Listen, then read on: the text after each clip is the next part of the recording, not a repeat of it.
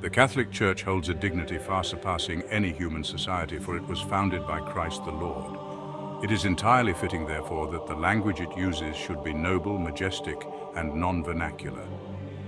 Pope John the 33rd. Welcome to the Bell Tower of Vendée, beloved warriors in the Lord. Today we will talk about Latin, the language of God in His Church. Latin, in the history of Christianity, is the communication tool that God chose to transmit the gospel in centuries of tradition. It has also been the bond that has united the Church and its faithful in a voice of adoration and reverence. The relevance of Latin in the liturgy and tradition of the Church cannot be underestimated, much less disregarded, and despite the attacks and persecution it faces, it is essential to value and defend its use for several historical, theological, and spiritual reasons. Latin has been the script to transmit the divine and universal history, from the Latin inscription on the cross of Christ, Iesus Nazarenus Rex Judaeorum, Jesus of Nazareth, King of the Jews, to Gregorian or classical music like Mozart's Requiem, Handel's Messiah, or Schubert's Ave Maria. God Himself wanted Latin to mark a crucial moment in the history of redemption. With the Christian diaspora and the evangelization that followed, Latin spread as the common language of the vast Roman Empire, encompassing almost the entire known world. This spread was not merely coincidental, it was a providential act that allowed the Mass and liturgy to be universal, fostering a Christian culture and uniformity in its evangelizing mission. Latin shaped the name of Europe, formerly called Christendom, where a German could travel to Madrid or any city in Europe or Asia Minor and understand each other without problems in a single language and in a single culture, which is the Christian and European culture. The immutability of Latin is one of its most significant aspects.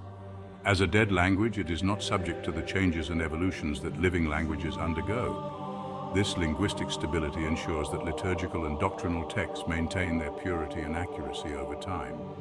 Latin, due to its constancy, has allowed the faith and doctrine of the Church to be transmitted without alterations, preserving the strength and purity of the Christian message. In addition to being the language of saints and doctors of the Church, it was also the way in which bishops and scholars understood each other in councils, in letters and decrees, leaving no doubt for reinterpretations of dogmas, catechism, and canon law, confirming that the Church is the pillar and foundation of truth. 1 Timothy 3:15. From St. Augustine, whose Summa Theologica is a pillar of Christian thought, to St. Thomas Aquinas and St. Jerome, translator of the Vulgate Bible, Latin has been the vehicle of wisdom and holiness. Even according to tradition, the Virgin Mary taught St. Dominic de Guzman the prayer of the Rosary in Latin. Latin remains the official language in the exorcism rites of the Catholic Church. This liturgical language, due to its tradition and sacredness, is considered particularly powerful.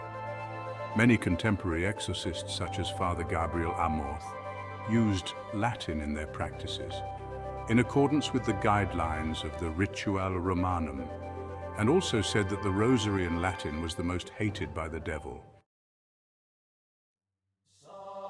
So why are the few remaining Latin Masses being disregarded and cancelled? Why are Catholics who simply want to pray or hear a Mass in Latin criticized and labeled as medieval fanatics or extremists?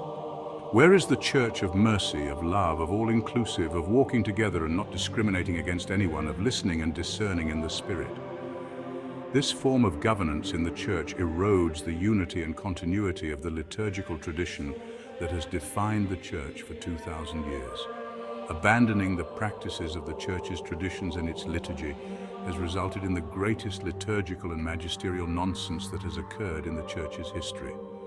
Priests, bishops, and even cardinals do whatever they please with the Mass and the sacraments, transforming them into Mayan rituals, Pachamama, parodies, clown dances, gay weddings, and a demonic list of atrocities against the liturgy and the body of Christ. To abandon Latin in the liturgy is to renounce an integral part of our Catholic identity and the spiritual richness it offers. Latin is that jewel that is kept forever and that gives value to the Church's patrimony. And to conclude, we must say that defending Latin in the liturgy and tradition of the Church is defending our spiritual and cultural heritage, and above all, it is defending Christ in his mystical body. It is keeping alive a tradition that connects us with the first Christians, with the saints and doctors of the Church, and with the Mother of God herself. In a constantly changing world, Latin is an anchor of stability and purity. Preserving it is an act of fidelity to our faith and to the divine will that has made it so throughout the centuries. Latin is the language that has transmitted the history of salvation and holiness. It deserves to be protected and honored in our worship of God. It has also been the means to transmit the Word that became flesh and dwelt among us. Let us value and respect our treasures. The liturgical Latin is part of them. This was the Bell Tower of Vendy. Give us a like, share it, and help us ring the bells. Goodbye, beloved warriors in the Lord.